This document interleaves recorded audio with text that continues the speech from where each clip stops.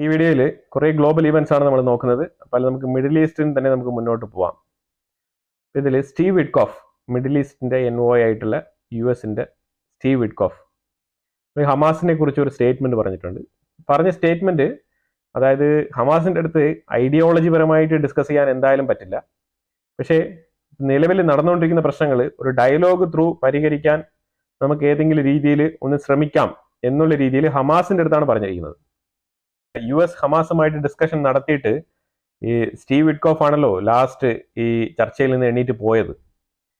കാര്യം ഇവർ ഈ ഒരു ബന്ദികളെ വിട്ടുകിട്ടാനുള്ള ഒരു ചർച്ചയുമായിട്ട് മുന്നോട്ട് പോയിട്ട് 60 ദിവസത്തെ സീസ് ഫയർ മേടിച്ചു തരാമെന്ന് പറഞ്ഞിട്ടാണ് സ്റ്റീവ് വിറ്റ്കോഫ് ഒരു ഓഫറും കൊണ്ട് അങ്ങോട്ട് പോയത്. പക്ഷേ ഹമാസ് വളരെ സ്റ്റബണായിട്ട് ഇരുന്നതുകൊണ്ട് തന്നെ ആ ഡീലിൽ മുന്നോട്ട് കൊണ്ടുപോകാൻ കഴിയാതെ സ്റ്റീവ് വിറ്റ്കോഫ് എണീറ്റ് പോവുകയാണ് ചെയ്തത്. അപ്പോൾ ഇപ്പോൾ വീണ്ടും ഹമാസ്, ഞാൻ 2 ദിവസങ്ങൾക്ക് മുമ്പുള്ള വീഡിയോയിൽ അപ്ഡേറ്റ് ചെയ്തിരുന്നു, അവർ അമേരിക്കയുമായിട്ട് ഡയറക്റ്റായിട്ട് ഒന്ന് കണക്ട് ചെയ്യാൻ വേണ്ടി ശ്രമിക്കുകയാണെന്ന് പറഞ്ഞിട്ട്.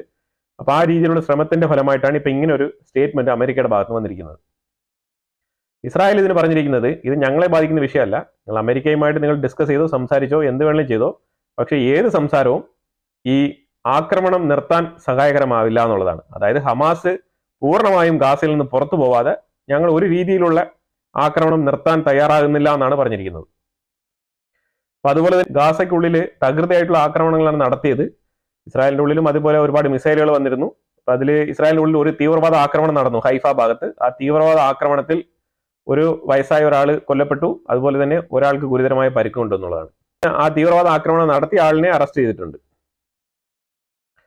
അപ്പൊ അതുപോലെ തന്നെ ഗാസയ്ക്കുള്ളിൽ നടത്തിയ ആക്രമണമാണെന്നുണ്ടെങ്കിൽ അപ്പൊ ഈ ഗ്രൗണ്ട് ഫോഴ്സ് മുന്നോട്ട് പോയതിൽ 100 പിക്കപ്പ് ട്രക്കുകൾ, നമ്മൾ ഈ പിക്കപ്പ് ട്രക്കിന്റെ കാര്യം കുറിച്ച് നമ്മൾ പണ്ടേ പറഞ്ഞിട്ടുണ്ട്. നമ്മുടെ ദിലീപിന്റെ പാണ്ടിപ്പടയിലെ പിന്നെ ഈ കത്തി എടുത്തുകൊണ്ട് പോകുന്ന ആ ഒരു രംഗം നമുക്ക് ഓർമ്മിക്കാം. ആ രീതിയിലുള്ള വാഹനങ്ങളാണ് മൊത്തത്തിൽ അവരുടെ കയ്യിലുള്ളത്. കാരണം ഇവർ തോക്കും പിടിച്ചിട്ട് അതേ ഒരു മാതൃകയിലാണ് ഗാസയിൽ മൊത്തം സഞ്ചരിക്കുന്നത്. അതായത് IDF അവിടെ നിന്ന് പുറത്ത് പോകണം, എന്നാൽ മാത്രമേ ഇവർ ഹമാസ് ഇങ്ങനെ വാഹനങ്ങളിൽ കയറി സഞ്ചരിക്കാറുള്ളൂ. കാരണം IDF അവിടെ ഉണ്ടെങ്കിൽ പിന്നെ ഇവർ മൊത്തത്തിൽ തുരങ്കങ്ങളുടെ ഉള്ളിലും മാളങ്ങളുടെ ഉള്ളിലൊക്കെ ആയിരിക്കും, പൊത്തിലൊക്കെ കയറി ഒളിച്ചിരിക്കുന്നതാണ് ഇവരുടെ പതിവ്. അപ്പൊ ആ രീതിയിൽപ്പെട്ട 100 വാഹനങ്ങൾ നശിപ്പിച്ച് കളഞ്ഞിരിക്കുകയാണ്. അതിന്റെ പല നമ്പറുകളും ഇവർ ട്രാക്ക് ചെയ്ത് വെച്ചിട്ടുണ്ടായിരുന്നു. ആ നമ്പറുകളെല്ലാം തന്നെ ഇവരെ October 7 ആക്രമണത്തിന് ഇതേ പിക്കപ്പ് ട്രക്കുകളിൽ പലതും ഇസ്രായേലിന്റെ ഉള്ളിൽ വന്നിട്ടുണ്ടായിരുന്നു എന്നാണ് മനസ്സിലാക്കാൻ പറ്റുന്നത്. അപ്പൊ ഇവർ അതിനെ ടാർഗറ്റ് ചെയ്തിട്ടാണ് ഏറ്റവും കൂടുതൽ ഈ ഒരു ആക്രമണം നടത്തിയതും. അപ്പൊ ഇതിനകത്തൊരു ഷെഡ് ഉണ്ടായിരുന്നു, ഒരു ഡിപ്പോ പോലത്തെ ഒരു ഷെഡ്. ആ ഷെഡിന്റെ ഉള്ളിലാണ് ഈ വാഹനങ്ങളെല്ലാം തന്നെ നിർത്തി വെച്ചിരുന്നത്. കണ്ണിൽ കണ്ട മറ്റുള്ള പിക്കപ്പ് ട്രക്കുകൾ എല്ലാം തന്നെ ആക്രമിച്ച് ഏകദേശം 100-ലധികം പിക്കപ്പ് ട്രക്കുകളാണ് നശിപ്പിച്ച് കളഞ്ഞിരിക്കുന്നത്. ഇനി ഗാസയ്ക്കുള്ളിലുള്ള സഞ്ചാരം കുറച്ച് ബുദ്ധിമുട്ടാവും. അതുപോലെ തന്നെ ഹമാസ് 2 ബന്ദികളുമായിട്ട് ബന്ധപ്പെട്ട പ്രൊപ്പഗൻഡ വീഡിയോ പുറത്തിറക്കിയിട്ടുണ്ട്. അതിനകത്ത് എപ്പോഴത്തെയും പോലെ തന്നെ, അതായത് ഞങ്ങളെ എത്രയും വേഗം റിലീസ് ചെയ്യണം എന്നുള്ള നിലയിൽ ബന്ദികൾ തന്നെ ചോദിക്കുന്ന രീതിയിലുള്ള ചില പ്രൊപ്പഗൻഡ വീഡിയോസ് അത് പുറത്തിറക്കിയിട്ടുണ്ട്. ഇത് ഹമാസ് എല്ലാ കാലത്തും അവരുടെ ടാക്ടിക്സിന്റെ ഭാഗമായിട്ട് ഉപയോഗിക്കുന്നതാണ്. ഇസ്രായേൽ എപ്പോഴൊക്കെ അതിരൂക്ഷമായിട്ടുള്ള ആക്രമണം മുന്നോട്ട് കൊണ്ടുപോകുന്നുണ്ടോ ആ സമയങ്ങളെല്ലാം ഇവർ പ്രൊപ്പഗൻഡ വീഡിയോ വെളിയിൽ വിടും. കാരണം വേറൊന്നുമല്ല, ഈ ബന്ദികളെ വിട്ടുകിട്ടാൻ വേണ്ടിയിട്ട് അവിടെ പ്രൊട്ടസ്റ്റ് നടക്കുന്നുണ്ട് ഇസ്രായേലിന്റെ ഉള്ളിൽ. അത് കുറച്ചുകൂടെ കൊഴുപ്പിക്കാൻ വേണ്ടിയിട്ടാണ്, കുറച്ചുകൂടെ നല്ല രീതിയിൽ കത്തിപ്പടരാൻ വേണ്ടിയിട്ടാണ്, എങ്ങനെയെങ്കിലും നെതന്യാഹുവിന്റെ സർക്കാരിന്റെ മേലിൽ കൂടുതൽ പ്രഷർ വരട്ടെ എന്ന് കരുതിക്കൊണ്ടാണ് അവർ ഈ പ്രൊപ്പഗൻഡ വീഡിയോ ഇങ്ങനെ ഇടയ്ക്കിടയ്ക്ക് എടുത്ത് ഇങ്ങനെ പുറത്തു വിടുന്നത്. കാരണം പ്രൊപ്പഗൻഡ വീഡിയോ, സിമ്പതി വീഡിയോ, കുട്ടികൾ കരയുന്ന പോലുള്ള വീഡിയോ, അത് ഗാസയ്ക്കുള്ളിൽ കൃത്യമായിട്ട് ചില രംഗങ്ങൾ നടക്കുമ്പോഴത്തേക്കും ഇവർ ഷൂട്ട് ചെയ്യുകയാണ്. അത് എങ്ങനെയാണ് ഇവർ പ്രിപ്പയർഡ് ആയിട്ടിരുന്ന് ഈ ഷൂട്ട് ചെയ്യുന്നത് എന്നുള്ളതാണ് നമുക്ക് മനസ്സിലാക്കാൻ പറ്റാത്തത്. അതുപോലെ പ്രൊപ്പഗൻഡ വീഡിയോകൾ വളരെ ഭംഗിയായിട്ട് ഷൂട്ട് ചെയ്ത് വളരെ നല്ല രീതിയിലുള്ള മ്യൂസിക്, വളരെ സെന്റിമെന്റ് മ്യൂസിക്കോടുകൂടി ഓൺലൈൻ മീഡിയാസിലൊക്കെ ഇങ്ങനെ തകൃതിയായിട്ട് നടക്കുന്നുണ്ട്. ഇതിൻ മൂലം അവർ ലക്ഷ്യം വെക്കുന്നത് വേറെ ഒന്നുമില്ല, പൈസ പിരിവ് തന്നെ. ഗാസയ്ക്ക് പൈസ പിരിക്കുന്നുണ്ടല്ലോ, ഒരുപാട് പേര് പിരിക്കുന്നുണ്ട്. അങ്ങനെ ആ പൈസ പിരിക്കുന്നതിന്റെ ഭാഗമായിട്ടാണ് ഈ വീഡിയോസ് ഒക്കെ പുറത്തു വരുന്നതായിട്ട് മനസ്സിലാക്കാൻ പറ്റുന്നത്. റഫ ഭാഗത്ത് നടത്തിയ സെർച്ചിൽ 30 പേരെ അറസ്റ്റ് ചെയ്തിട്ടുണ്ട്, 30 തീവ്രവാദികളെ അറസ്റ്റ് ചെയ്തിട്ടുണ്ട്. 20 തീവ്രവാദികൾ തിരിച്ച് ആക്രമിക്കാൻ തുനിഞ്ഞു. അപ്പൊ ആ സമയത്ത് അവരെ വെടിവെച്ചിട്ടുണ്ട്. കീഴടങ്ങാൻ തയ്യാറായി കഴിഞ്ഞാൽ അറസ്റ്റ് ചെയ്യും. പിന്നെ ഇതേപോലെ ഏതെങ്കിലും സാഹചര്യത്തിൽ ഒരു പക്ഷേ റിലീസ് ചെയ്യപ്പെടാം. പക്ഷേ ഇപ്പോൾ ഉള്ള സാഹചര്യത്തിൽ ഇനി റിലീസിനുള്ള സാധ്യത വളരെ കുറവാണ്. കാരണം ഗാസയിൽ നിന്ന് തന്നെ പൂർണ്ണമായിട്ട് ഒഴിവാക്കണം എന്ന് പറയുമ്പോഴത്തേക്കും പിന്നെ എവിടെ നിന്നാണ് റിലീസ് ചെയ്യുന്നതൊക്കെ? യുണൈറ്റഡ് നേഷൻസ് 3-ൽ ഒരാളായിട്ട് വെട്ടിച്ചുരുക്കിയിരിക്കുകയാണ് അവരുടെ പ്രവർത്തകരെ ഗാസയ്ക്കുള്ളിൽ. കാരണം വേറെ ഒന്നുമില്ല, ഇസ്രായേലിന്റെ ആക്രമണം അവരുടെ ഒരു സർവീസ് സെന്ററിന്റെ മേളിൽ പതിച്ചു എന്നാണ് അവർ പറയുന്നത്. ഇസ്രായേൽ പറയുന്നത് ഞങ്ങൾ അങ്ങനെ ബോധമായിട്ട് അറിഞ്ഞുകൊണ്ട് ചെയ്തതൊന്നുമില്ല. പിന്നെ തീർച്ചയായിട്ടും യുദ്ധമുഖത്ത് എന്തെങ്കിലുമൊക്കെ സാഹചര്യങ്ങളിൽ എന്തെങ്കിലുമൊക്കെ പറ്റിയിട്ടുണ്ടെങ്കിൽ നമുക്കൊന്നും ചെയ്യാനില്ല എന്നുള്ളതാണ്. കാരണം അത് അവിടെ യുദ്ധമാണ്. പിന്നെ പർപ്പസ്ഫുള്ളി നമ്മൾ UN-ന്റെ ഒരു സെന്ററിനെയും നമ്മൾ ആക്രമിച്ചിട്ടില്ല എന്നാണ് ഇസ്രായേൽ പറഞ്ഞിരിക്കുന്നത്. അപ്പൊ എന്തായാലും UN അവരുടെ ആൾക്കാരെ 3-ൽ 1 വെട്ടിച്ചുരുക്കിക്കൊണ്ട് ഗാസയിൽ നിന്ന് അവരുടെ സർവീസ് കുറച്ച് കുറയ്ക്കുകയാണ്. അതാണ് പറഞ്ഞുകൊണ്ടിരിക്കുന്നവർ. ഹൂത്തികളുടെ മിസൈൽ വന്നിട്ടുണ്ടായിരുന്നു. അത് ഹൂത്തികളുടെ മിസൈൽ ഇസ്രായേലിന്റെ ഉള്ളിൽ എത്തുന്നതിന് മുമ്പേ ഇന്റർസെപ്റ്റ് ചെയ്യപ്പെട്ടു എന്നാണ് IDF പറയുന്നത്. അതേസമയം ഇവരെ ടാർഗറ്റ് ചെയ്തിരുന്നത് സെൻട്രൽ ഇസ്രായേലാണ്. സെൻട്രൽ ഇസ്രായേലിന്റെ ഭാഗമാണ് ഹൂത്തികൾ ഇത്തവണ ടാർഗറ്റ് ചെയ്തിരുന്നത്. ഈ ഫോട്ടോയിൽ കാണുന്ന ആൾ കണ്ടല്ലോ, ഇറാന്റെ ഫോറിൻ മിനിസ്റ്ററാണ് അർഗാച്ചി. പുള്ളി ഇറങ്ങുന്നത് വേറെ എവിടെയല്ല, അർമേനിയയിലാണ്. അർമേനിയയിൽ പോയി ഇറങ്ങുകയാണ്. അർമേനിയയുമായിട്ട് കൂടുതൽ ബന്ധം ശക്തിപ്പെടുത്താൻ വേണ്ടിയിട്ടുള്ള ശ്രമത്തിലാണ്. കാര്യം എന്താണെന്ന് പറഞ്ഞാൽ അസർബൈജാൻ ഇപ്പൊ ഇസ്രായേലുമായിട്ട് നല്ല ടൈഅപ്പിലാണ്. അപ്പൊ അതിന്റെ ഒരു ബുദ്ധിമുട്ടും വിഷമവും അവിടെ ഉണ്ട്. ഇതിൽ അസർബൈജാൻ ഒരു ഇസ്ലാമിക വിശ്വാസമുള്ള രാജ്യമാണ്, അർമേനിയ ഒരു ക്രിസ്ത്യൻ ഫെയ്ത്ത് ഉള്ള രാജ്യമാണ്. അപ്പൊ ഇവിടെ ഇറാൻ ഈ ക്രിസ്ത്യൻ ഫെയ്ത്ത് ഉള്ള രാജ്യത്തിനടുത്ത് ഡിപ്ലോമസിക്ക് വേണ്ടി പോവാണ്. കാര്യം വേറെ ഒന്നുമല്ല, സംഭവം ഇതാണ്. അസർബൈജാൻ ഇവർക്കെതിരെ തിരിഞ്ഞിട്ടുണ്ട്. അസർബൈജാൻ ഏറ്റവും കൂടുതൽ ഇസ്രായേലുമായിട്ടാണ് ടൈഅപ്പ് വെച്ചിരിക്കുന്നത്. അപ്പൊ അതിൽ ഇച്ചിരി വിഷമത്തിലും ബുദ്ധിമുട്ടിലാണ് ഇറാൻ. അപ്പൊ അതിന് പകരം കൊടുക്കാൻ വേണ്ടിയിട്ടാണ് അർമേനിയയുടെ സൈഡിൽ പോയി കൂടുന്നത്. അർമേനിയ ഇന്ത്യക്ക് വളരെ നിർണായകമായിട്ടുള്ള ഡിഫൻസ് പാർട്ണറാണ്. ഇന്ത്യയാണ് ഏറ്റവും കൂടുതൽ അർമേനിയക്ക് ഡിഫൻസ് എക്യുപ്മെന്റ്സ്, വെപ്പൺസ് ഒക്കെ സപ്ലൈ ചെയ്തുകൊണ്ടിരിക്കുന്നത്. ഈ കാണുന്ന പിക്ചർ തുർക്കിയാണ്. തുർക്കിയിൽ ഇപ്പോഴും അശാന്തിയാണ്. തയ്യബ് എർദോഗൻ ഞാനൊരു ഓട്ടോമൻ എംപററായിട്ട് മാറാൻ പോവാണെന്ന് പറഞ്ഞിട്ട് ഇലക്ഷൻ വരെ ഒഴിവാക്കാനുള്ള പല ശ്രമങ്ങളും നടത്തിക്കൊണ്ട് നിയമങ്ങൾ വരെ മാറ്റിക്കുറിച്ചുകൊണ്ട് ഇലക്ഷൻ ഇല്ലാതെ അങ്ങ് നിരന്തരം ഒരു രാജാവായിട്ട്, ഒരു ഓട്ടോമൻ എംപററായിട്ട്, ഒരു ഖിലാഫത്ത് പ്രസ്ഥാനത്തിന്റെ ഒരു ഖലീഫായിട്ട് തുടരാം എന്ന് വിചാരിച്ചിരിക്കുന്ന ഒരു സമയത്താണ് ഇങ്ങനെ ഒരു ലീഡർ, ഈ ഇമാമോഗ്ലു, എക്രം ഇമാമോഗ്ലു എന്ന് പറഞ്ഞ ഈ ഒരു ലീഡർ എമർജ് ആയി വരുന്നത്.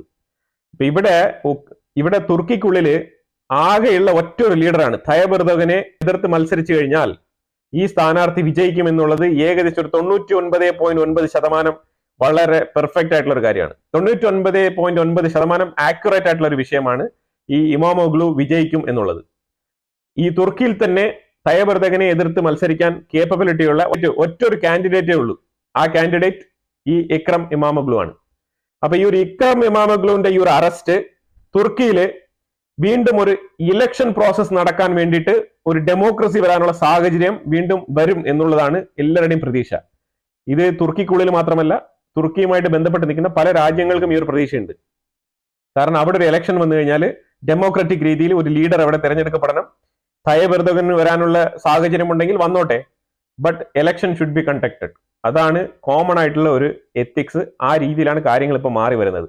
തയ്യബ് എർദോഗന് പറ്റിയ ഒരു അബദ്ധം ഈ ഇക്രമിനെ പിടിച്ച് ജയിലിലിട്ടതാണ്. ഇത് അയാൾക്ക് തന്നെ ഒരു പാരയായിട്ട് വരുന്നുണ്ട്. ഇതുവരെ തുർക്കിയുടെ ഉള്ളിൽ ഈ ഒരു പ്രൊട്ടസ്റ്റിന് ഒരു രീതിയിലുള്ള ശമനം വന്നിട്ടില്ല എന്നുള്ളതാണ്.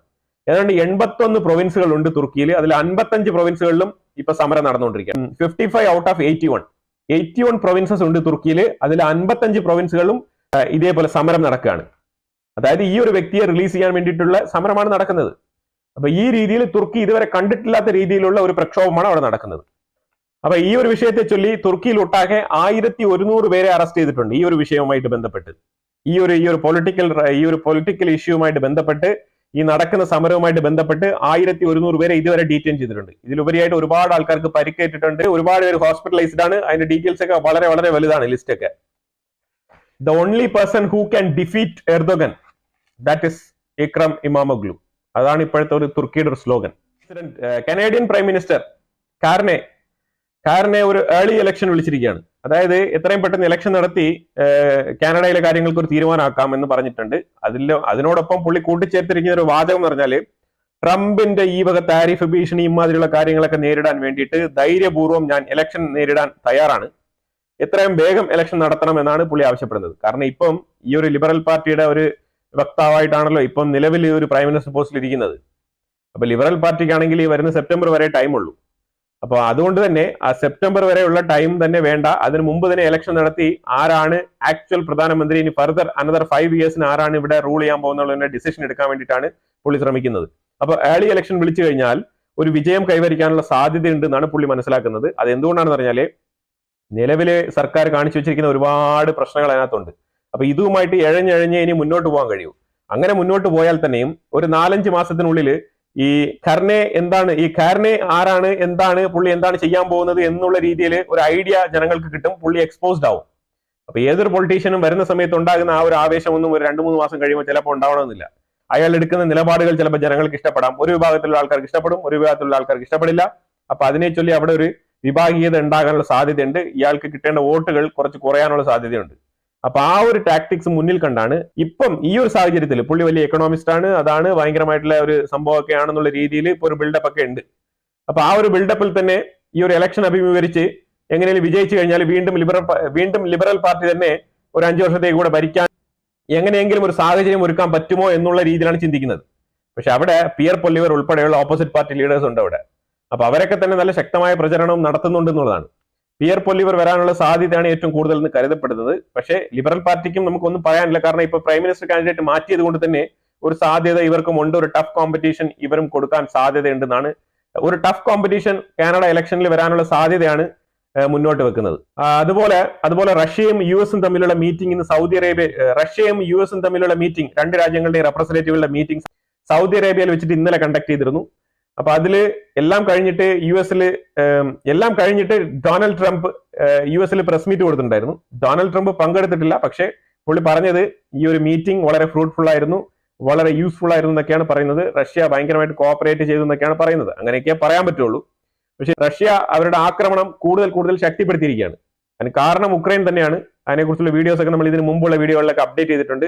നമ്മുടെ ചാനലിൽ ലേറ്റസ്റ്റ് ആയിട്ട് കിടക്കുന്ന 2-3 വീഡിയോസ് ഒക്കെ നിങ്ങൾ കണ്ടു കഴിഞ്ഞാൽ നിങ്ങൾക്ക് ഒരു ഐഡിയ കിട്ടും. കാര്യം നമ്മൾ ഗ്ലോബൽ അപ്ഡേറ്റ്സ് എല്ലാം തന്നെ ഇങ്ങനെ പറഞ്ഞു പോകുന്നതുകൊണ്ട് തന്നെ ഒരു കണ്ടിന്യൂറ്റി കിട്ടാൻ വളരെ ഉപകാരപ്പെടും. നമ്മൾ 2-3 വീഡിയോസ് പുറകിൽ കിടക്കുന്നത് കണ്ടാൽ മതി. അതുകൊണ്ട് വീണ്ടും റിപ്പീറ്റഡ് ആയിട്ട് വാർത്ത പറയുന്നതിന് പകരമാണ് ഞാൻ ആ പഴയ വീഡിയോ നിങ്ങളെ കാണാൻ പറയുന്നത്. അപ്പൊ അതുപോലെ റഷ്യ ഉക്രൈന്റെ ഉള്ളില് മാരകമായ ഒരു ആക്രമണം, ഒരു ബിൽഡിംഗ് എന്ന് പറഞ്ഞാൽ ഇതൊരു സ്കൂൾ. നിങ്ങൾ കാണുന്ന ഈ ഒരു പിക്ചർ അല്ലേ, ഈ പിക്ചർ ഒരു സ്കൂളാണിത്. ഇത് ഉക്രൈനിലുള്ള ഒരു സ്കൂളാണ്. ഈ സ്കൂളിന്റെ മേളിൽ റഷ്യയിൽ നിന്ന് വന്ന മിസൈൽ പതിച്ചിട്ടുണ്ട്. ഇതൊരു 3 നില സ്റ്റോറിയിലൊക്കെ കുട്ടികൾ പഠിച്ചുകൊണ്ടിരിക്കുന്ന ഒരു സ്കൂളാണിത്. അപ്പൊ അമ്മാതിരി ഡേഞ്ചർ ആണ് ഇതിന്റെ മേളിൽ വന്ന ഒരു മിസൈൽ വീഴുക എന്നുള്ളത്. ഈ ഒരു സ്കൂളിന്റെ മേളിൽ മാത്രമല്ല, അവിടെ ഒരുപാട് റെസിഡൻഷ്യൽ ഏരിയയിലും റഷ്യയുടെ മിസൈൽ വന്ന് പതിച്ചിട്ടുണ്ട്. അപ്പൊ ഇതില് 74 കുട്ടികൾക്ക് ഗുരുതരമായ പരിക്കാണ് ഈ സ്കൂളിലുള്ള കുട്ടികൾക്ക് കിട്ടിയിട്ടുള്ളത്. 74 കുട്ടികൾക്ക് ഈ സ്കൂളിൽ പഠിക്കുന്ന 74 കുട്ടികൾക്ക് ഗുരുതരമായ പരിക്കാണ്. എല്ലാവരും ഹോസ്പിറ്റലൈസ്ഡ് ആണ്. പക്ഷെ അതുപോലെ തന്നെ ഇതിൽ മരണമൊന്നും ഇതുവരെ രേഖപ്പെടുത്തിയിട്ടില്ല. ഉക്രൈൻ ഇതുവരെ പുറത്ത് പറഞ്ഞിട്ടില്ല എന്നുള്ളതാണ്. ഇനിയിപ്പോ ഇതിനെക്കുറിച്ചുള്ള വിവരങ്ങളൊക്കെ കൂടുതൽ ഇനി പുറത്ത് വരും. ഈ ഹോസ്പിറ്റലൈസ്ഡ് ആയിരിക്കുന്ന 74 കുട്ടികളിൽ എത്ര പേര് രക്ഷപ്പെടും, എത്ര പേര് അതിൽ എന്തെങ്കിലുമൊക്കെ സംഭവിക്കുന്നതിനെ കുറിച്ച് യാതൊരു വിവരവും ഇല്ല എന്നുള്ളതാണ്. പക്ഷേ ആക്രമണം അതിരൂക്ഷമാണ്. റെസിഡൻഷ്യൽ ഏരിയകളിലുള്ള കാഷ്വാലിറ്റി ഒന്നും ഇതുവരെ പുറത്ത് വന്നിട്ടില്ല എന്നുള്ളതാണ്. ആ രീതിയിലുള്ള മാരകമായ ആക്രമണം ഉക്രൈന്റെ ഉള്ളിൽ നടക്കുകയാണ്. നമ്മൾ ഇതിനു മുമ്പുള്ള വീഡിയോയിൽ പറഞ്ഞിട്ടുണ്ട്, റഷ്യ വളരെ അഗ്രസീവായിട്ട് മോൾഡോവ ഉൾപ്പെടെയുള്ള കാർഗീവ് ഉൾപ്പെടെയുള്ള സ്ഥലങ്ങളൊക്കെ കയറി പിടിക്കാനുള്ള ശ്രമത്തിലാണ്. ഉക്രൈൻ നിരുപാധികം സ്ഥലങ്ങൾ ഇങ്ങനെ വിട്ടുകൊടുത്തുകൊണ്ട് പരാജയപ്പെട്ടുകൊണ്ടിരിക്കുന്ന ഒരു അവസ്ഥയാണ് മുന്നോട്ട് കാണുന്നത്. ഉക്രൈനെ സപ്പോർട്ട് ചെയ്യുന്ന ഒരുപാട് ആൾക്കാരുണ്ട്, എനിക്കറിയാം. പക്ഷെ ഉക്രൈൻ പോയിക്കൊണ്ടിരിക്കുന്ന ഒരു റിയാലിറ്റി, അതൊരു ഫേക്ക് റിയാലിറ്റി ആണെന്നുള്ളതാണ് നമ്മൾ മനസ്സിലാക്കേണ്ടത്. റഷ്യ ഏകാധിപതിയാണ്, പുടിൻ ഏകാധിപതിയാണ്, അതൊക്കെ എല്ലാം ഒക്കെയാണ്. പക്ഷെ അതെല്ലാം റിയാലിറ്റി ആയിട്ട് നമ്മൾ മനസ്സിലാക്കിക്കൊണ്ട് അയാൾ ഏകാധിപതിയാണെന്ന് അറിഞ്ഞുകൊണ്ട് തന്നെ പിന്നെ അയാളുടെ വായിൽ ചെന്ന് വീണ് കൊടുക്കേണ്ട ആവശ്യം ഉണ്ടായിരുന്നു? അതാണ് നമ്മൾ ചോദിക്കുന്നത്. റഷ്യ ആയാലും ഉക്രൈൻ ആയാലും നമ്മൾ ഇന്ത്യൻസ് ആണ്. അതുകൊണ്ട് നമുക്ക് ഇതിനകത്ത് യാതൊരുവിധ ബെനിഫിറ്റോ അല്ലെങ്കിൽ നഷ്ടമോ ഒന്നും ഇല്ല എന്നുള്ളതാണ്. പക്ഷെ ഇവിടെ റിയാലിറ്റിയും ഫാക്റ്റും നോക്കിയിട്ടാണ് നമ്മൾ കാര്യം പറയുന്നത്. ഇവിടെ ഉക്രൈൻ ഈ ഒരു യുദ്ധത്തിന് പോകേണ്ട ഒരു ആവശ്യമില്ല എന്നുള്ളതാണ് എന്റെ ഒരു അഭിപ്രായം. പിന്നെ അമേരിക്കയുടെ ഉള്ളിൽ കൊളംബിയ യൂണിവേഴ്സിറ്റിയിൽ വെച്ചിട്ട് മുഹമ്മദ് ഖലീൽ എന്ന് പറഞ്ഞൊരു പലസ്തീനിയെ അറസ്റ്റ് ചെയ്തിട്ടുണ്ടായിരുന്നു. അയാൾ ഗ്രീൻ കാർഡ് ഹോൾഡർ ആണ് യു എസിൽ. അയാളുടെ വൈഫ് യു എസ് നാഷണൽ തന്നെയാണ്. ഇപ്പൊ ഫാമിലി ആയിട്ട് അവിടെ ജീവിച്ചുകൊണ്ടിരിക്കുന്ന ഒരു സാഹചര്യത്തിലാണ് ഇയാളെ അറസ്റ്റ് ചെയ്യുന്നത്. അപ്പൊ ഇതെന്തുകൊണ്ടാണെന്ന് പറഞ്ഞാൽ പാലസ്തീനെ അനുകൂലിച്ചു, ഹമാസിനെ അനുകൂലിച്ചുകൊണ്ട് ഈ കൊളംബിയ യൂണിവേഴ്സിറ്റിക്കുള്ളിൽ ക്യാമ്പസിൽ ഇയാൾ ലീഡ് ചെയ്തുകൊണ്ട് പല രീതിയിലുള്ള പ്രൊട്ടസ്റ്റ് നടത്തി, പ്രതിഷേധ പ്രകടനങ്ങൾ ആ കോളേജിനുള്ളിൽ നടത്തി എന്നുള്ളതിന്റെ പേരിലാണ് ഇയാളെ അറസ്റ്റ് ചെയ്തത്. പക്ഷെ കൂടുതൽ ഇൻവെസ്റ്റിഗേഷൻസ് മുന്നോട്ട് പോയപ്പോഴത്തേക്കും ഈ വ്യക്തി UNRWA ഇയാളുടെ കോൺട്രിബ്യൂഷൻസും അതിൽ വളരെ ലീഡിംഗ് ആയിട്ട് ഇയാൾ പ്രവർത്തിക്കുന്നുണ്ട്. അപ്പൊ അത് ഹമാസിനെ പിന്തുണയ്ക്കുന്ന രീതിയിൽ UNRWA ഇൻഫ്ലുവൻസ് ചെയ്യുന്ന ഒരു വ്യക്തിയായിട്ടാണ് ഈ വ്യക്തി അറിയപ്പെട്ടിരിക്കുന്നത്. ഇപ്പം ഇയാളുടെ കാര്യങ്ങളൊക്കെ പരിശോധിച്ചപ്പോഴത്തേക്കും ഡീറ്റെയിൽസ് മൊത്തം പുറത്തു വരുമ്പോഴത്തേക്കും ഇയാൾക്ക് ഉണ്ടാകുന്ന നിർണായക റോൾ UNRWA ഇയാളുടെ ഇൻഫ്ലുവൻസ് വളരെ വളരെ കൂടുതലാണെന്നാണ് പറയുന്നത്. അതായത് ഇങ്ങനെ ലോകമെമ്പാടും ഇപ്പൊ മനസ്സിലായല്ലോ UNRWA ആരൊക്കെ എവിടെ നിന്നൊക്കെ എന്തൊക്കെ രീതിയിൽ ചെയ്യുന്നുള്ളത്. ഇതുപോലെ ഒരുപാട് ഹിഡൻ ഹാൻഡുകൾ UNRWA പുറകിൽ പ്രവർത്തിക്കുന്നു എന്നുള്ളതാണ് നമ്മൾ മനസ്സിലാക്കേണ്ടത്. ഇതേപോലെ യുണൈറ്റഡ് നേഷൻസിന്റെ ഉള്ളിലും ഇവർക്ക് നല്ല രീതിയിലുള്ള ഇൻഫ്ലുവൻസ് ഉണ്ട്, സ്വാധീനമുണ്ട്. ഇതുപോലെ അമേരിക്കയിലും മറ്റുള്ള ഇതര രാജ്യങ്ങളിലൊക്കെ നാഷണാലിറ്റി മേടിച്ചിരിക്കുന്ന ഇതേപോലത്തെ തീവ്രവാദികൾ എന്ന് വേണമെങ്കിൽ പറയാം. ആ രീതിയിൽ ഇവർ ഏത് വിധേനയും ഇവരുടെ ആശയങ്ങൾ മുന്നോട്ട് കൊണ്ടുപോകാൻ വേണ്ടിയിട്ട്, ഇവരുടെ ഐഡിയോളജി മുന്നോട്ട് കൊണ്ടുപോകാൻ വേണ്ടിയിട്ട് ഇവരിങ്ങനെ പ്രവർത്തിച്ചുകൊണ്ടേയിരിക്കും എന്നുള്ളതാണ് നമ്മൾ മനസ്സിലാക്കേണ്ടത്. അതായത് കറക്റ്റ് ആയിട്ടുള്ള ഒരു ടൈം വരുന്നവരെ ഇവർ ഉറക്കത്തിലായിരിക്കും. ആ സമയം വരുമ്പോൾ ഇവർ ഉണർന്ന് പ്രവർത്തിക്കും. അതിലൊരാളാണ് ഈ മുഹമ്മദ് ഖലീൽ. അതുപോലെ സിറിയക്കുള്ളിൽ അവിടെയും തീവ്രവാദികളാണല്ലോ ഭരിക്കുന്നത്. അപ്പൊ ആ തീവ്രവാദികൾ ഇതിന് മുമ്പ് ഭരിച്ചുകൊണ്ടിരുന്ന തീവ്രവാദികളുടെ അനുയായികളായിട്ടുള്ള കുറച്ച് ആൾക്കാരുണ്ടായിരുന്നു. അലാവൈറ്റ് എന്ന് പറഞ്ഞാൽ അലാവൈറ്റില് 100 അലാവൈറ്റുകളെ ഇപ്പൊ കാണാനില്ല. കാണാതിരിക്കുകയാണ്. ഇത് HTS ഇവരെ കൊണ്ടുപോയി എന്നാണ് പറയുന്നത്. HTS കൊണ്ടുപോയി കഴിഞ്ഞാൽ പിന്നെ നോക്കണ്ട, അത്രേ ഉള്ളൂ. പ്രത്യേകിച്ച് അലാവിറ്റ് എന്നൊക്കെ പറഞ്ഞു കഴിഞ്ഞാൽ HTS കൊണ്ടുപോയി കഴിഞ്ഞാൽ കൊണ്ടുപോയി, അത്ര തന്നെ. പിന്നെ ഇനി തിരിച്ചു വരലില്ല, ആ രീതിയിലാണ്. അപ്പൊ 100 പേര് നഷ്ടപ്പെട്ടിരിക്കുകയാണ്. അതുപോലെ Steve Witkoff, middle east envoy ആയിട്ടുള്ള സ്റ്റീവ് വിറ്റ്കോഫ്, എനിക്ക് തെഹ്റാൻ ഒന്ന് വിസിറ്റ് ചെയ്താൽ കൊള്ളാം എന്നുള്ളൊരു ആഗ്രഹം പ്രകടിപ്പിച്ചിട്ടുണ്ട്. അതായത് ഇറാനുമായിട്ട് ഒന്ന് അയവ് വരുത്തി സംസാരിച്ച് എങ്ങനെയും അവരെ ന്യൂക്ലിയർ ഡീലിലേക്ക് കൊണ്ടുവരാം എന്നുള്ള നിലയിലുള്ള ചിന്താഗതിയിലോട്ടുള്ള ഒരു പോക്കായിട്ടാണ് ഇതിനെ നമുക്ക് കൺസിഡർ ചെയ്യാൻ പറ്റുന്നത്. ഇറാനുമായിട്ട് ഒരു നയതന്ത്ര ചർച്ചയൊക്കെ ആവാം എന്നുള്ള നിലയിൽ ചിന്തിക്കാനുള്ള ഒരു വിഷയം എന്ന് പറഞ്ഞാൽ ഇപ്പൊ 2-3 വിഷയങ്ങൾ ഇപ്പൊ സീക്വൻസ് ആയിട്ട് പരാജയപ്പെട്ടുകൊണ്ടിരിക്കുകയാണ്. ട്രംപ് മുന്നോട്ട് വെച്ചിരുന്ന 2-3 വിഷയങ്ങളുണ്ടായിരുന്നു. അതിലൊന്നാണ്, ഞാൻ വന്നാൽ യുദ്ധം അവസാനിക്കും, ഞാൻ ഉണ്ടായിരുന്നെങ്കിൽ ഒരു പക്ഷേ ഈ യുദ്ധം തന്നെ ഉണ്ടാവില്ലായിരുന്നു എന്നാണ് ട്രംപ് പറഞ്ഞിരുന്നത്.